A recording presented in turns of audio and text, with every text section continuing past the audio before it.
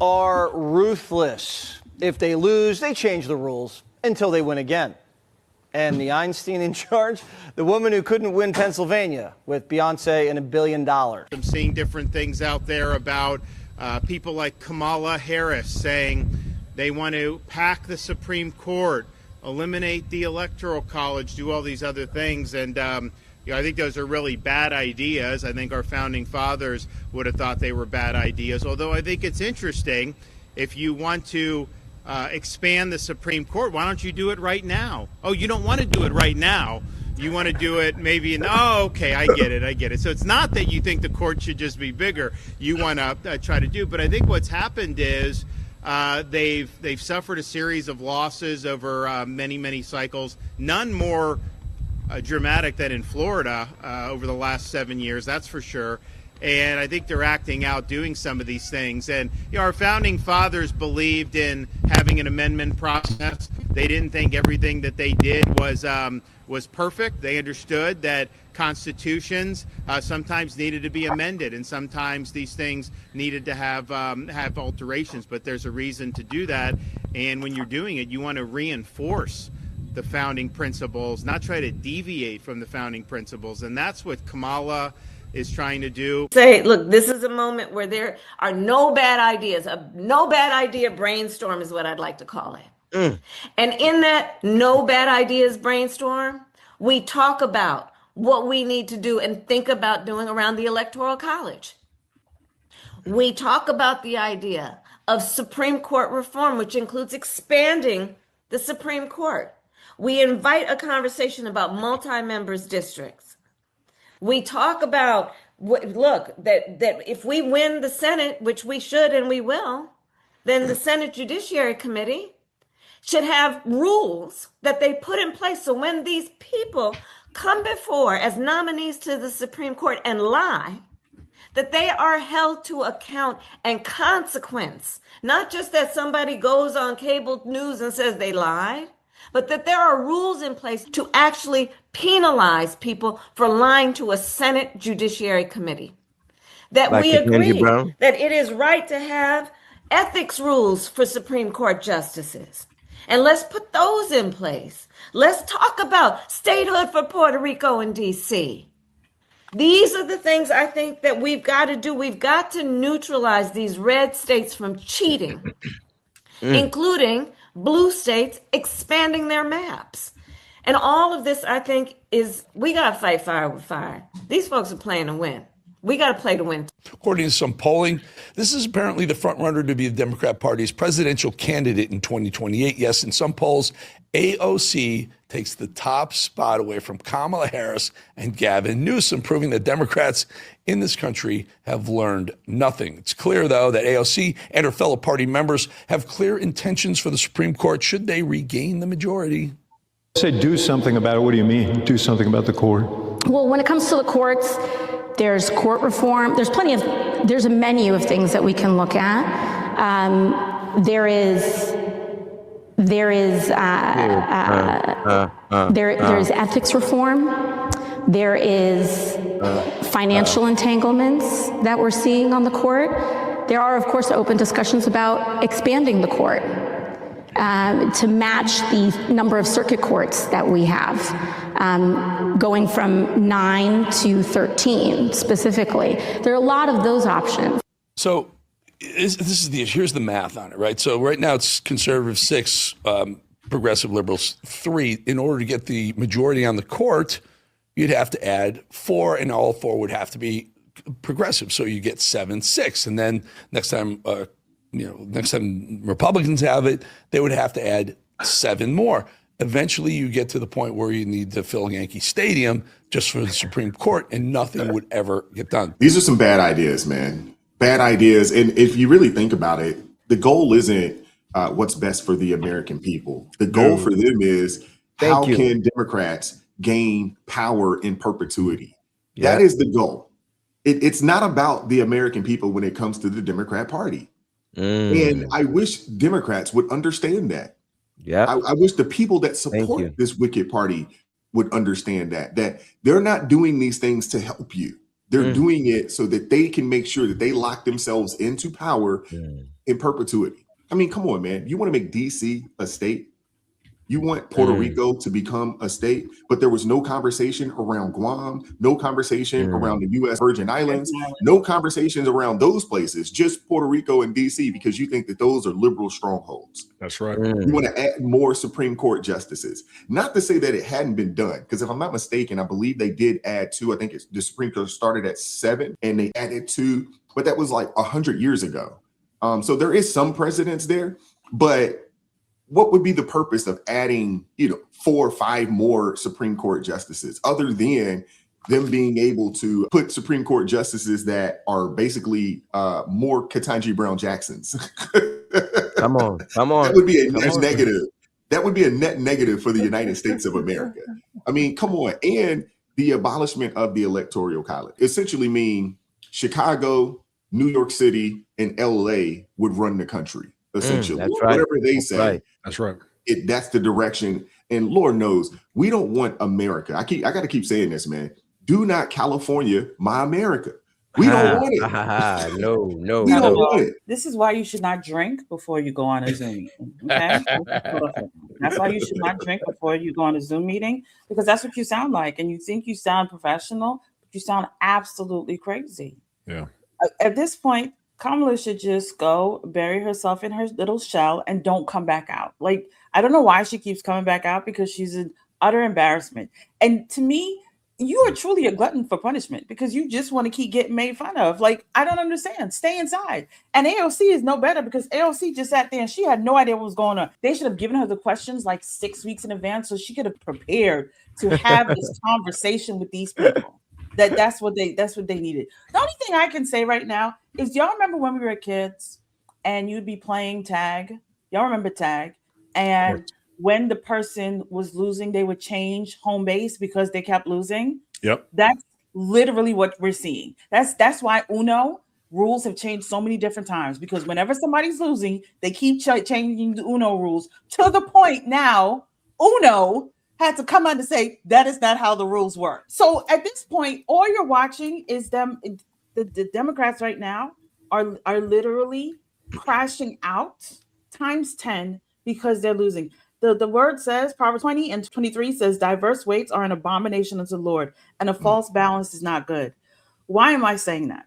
It's interesting that they're talking about having court systems hold people accountable for lying to Congress, lying to this. How many of them sat there and lied in our face and they've been caught?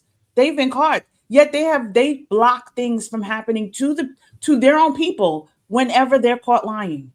They have constantly changed the rules, blocked different things.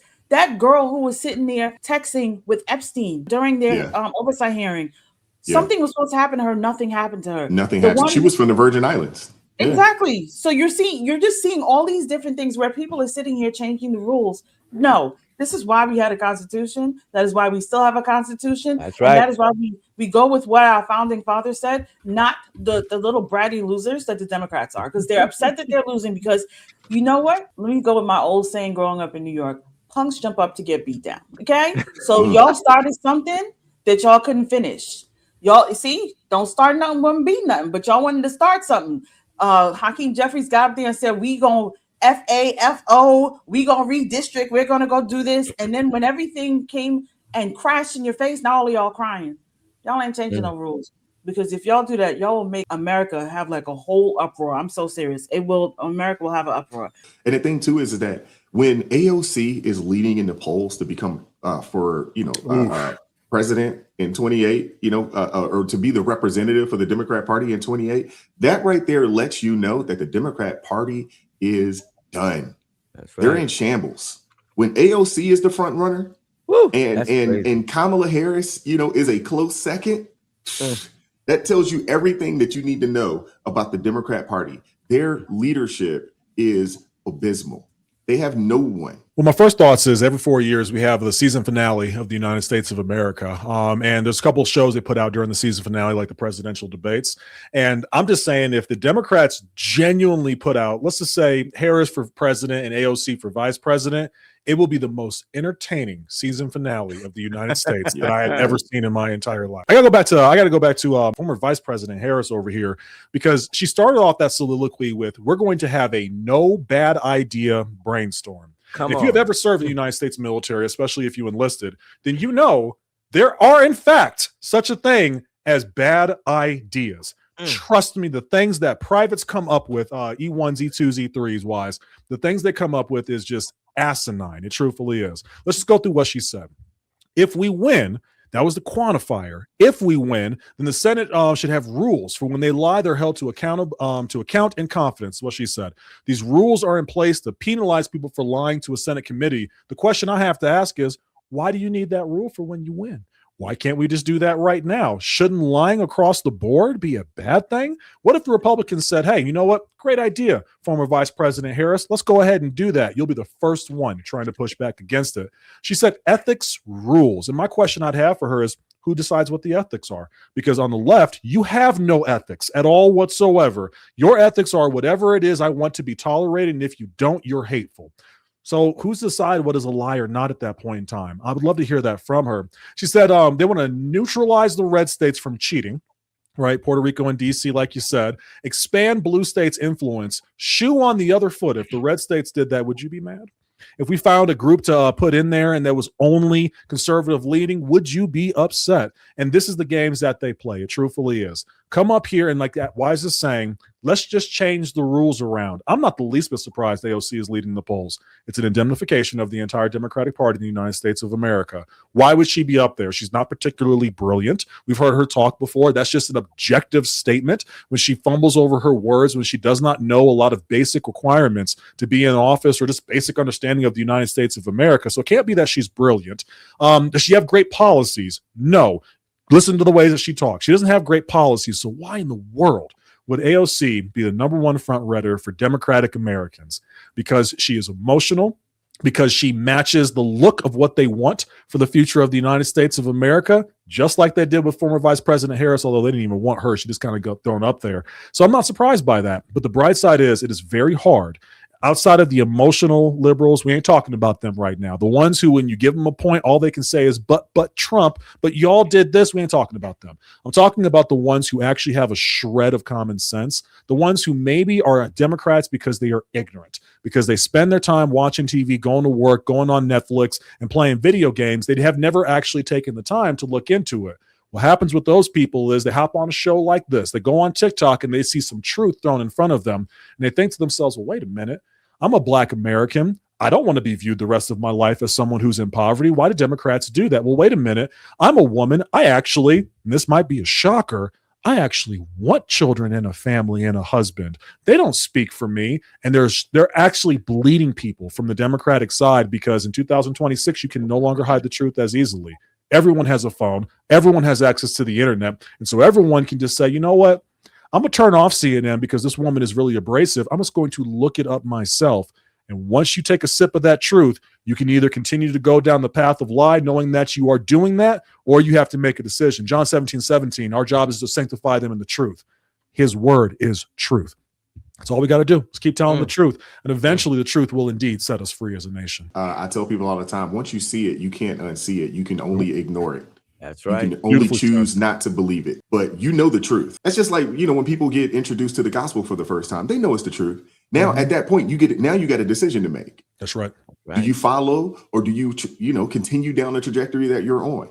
You get a choice. You are absolutely right. Wise, you said that they don't have any love for America. They only love themselves and their desire for power. And you are absolutely right on that. And I think that their constituency needs to remember the kind of people they are. These people, remember what happened when you gave them power? They took that power and they demised babies.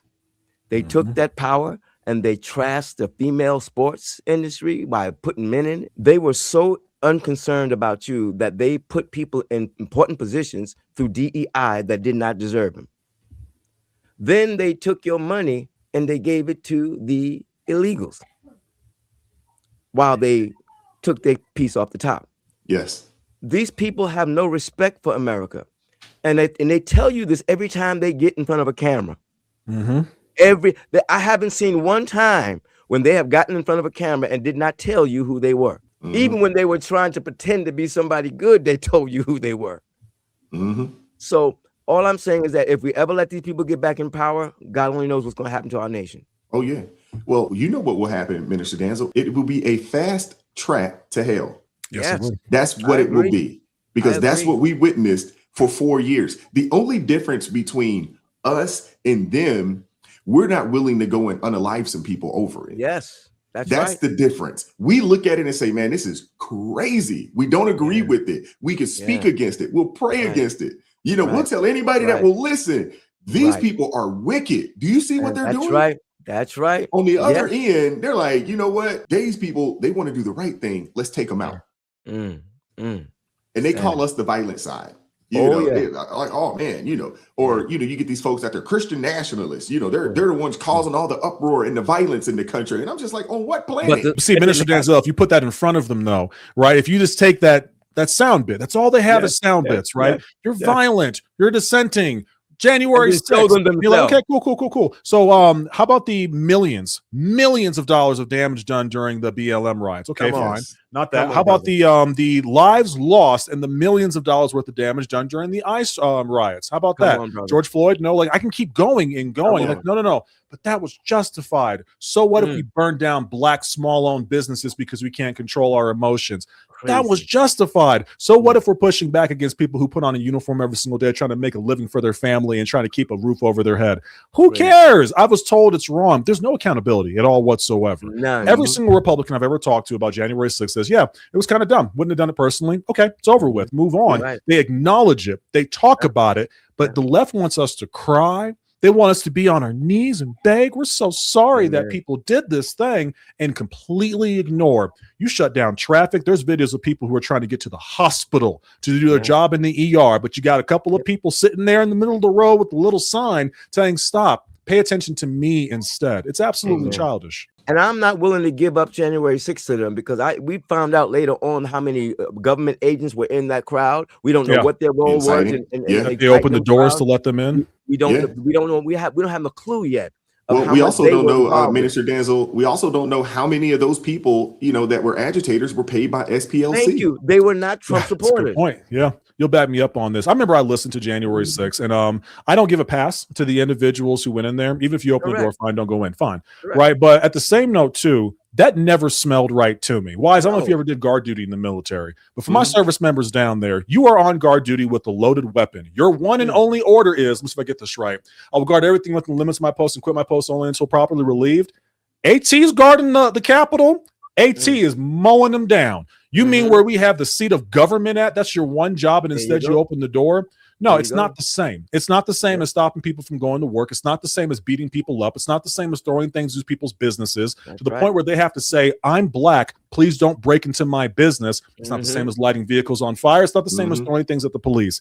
We are not the same. Not even close, but they really want to try and make that connection. And that shows you that they don't know what they're talking about, and they're incredibly biased on where they're coming from. What are your thoughts on any of this? Hit the like button, share the video, subscribe to the channel, turn those notifications on to all so you never miss an upload. I appreciate the love. I appreciate the support. And as always, keep God first. Stay prayed up. We'll catch up with you guys next time. Peace. It is God who arms me with strength. Yeah, I'm battle ready. He trains my hands for battle. My heart stays steady. But thanks be to God, he gives us the victory. Through my Lord Jesus Christ, fear can't live in me. I was down to the dirt, red clay on my shoes, old pain in my shirt, oh so bruised. In the Lord hit my chest, kicked air from my breath, put power in my step.